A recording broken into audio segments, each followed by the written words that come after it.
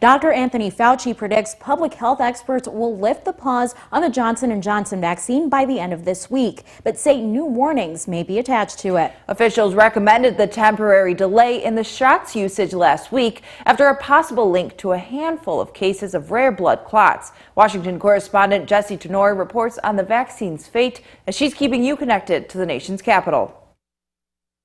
The CDC's Vaccine Advisory Committee will examine data related to those concerns on Friday. Fauci says there are still questions that need to be answered before then.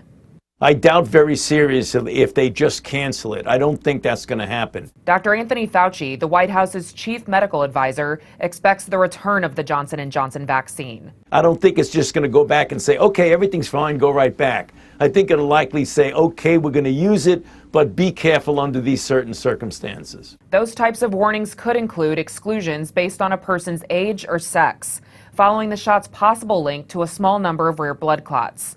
But Fauci says he doesn't want to get ahead of the FDA and CDC assessments. When you talk to our colleagues in Europe, particularly in the UK, it isn't only women. There are men involved, and it isn't always associated with birth control by any means.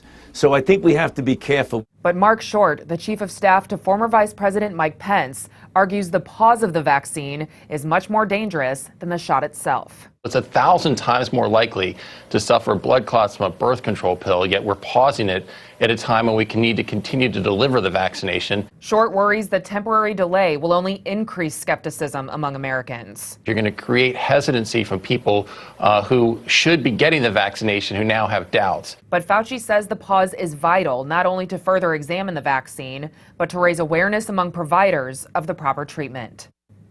The Pfizer and Moderna CEOs have said it's likely people will eventually need a third shot.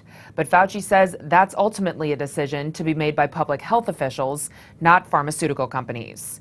In Washington, I'm Jesse Tenor.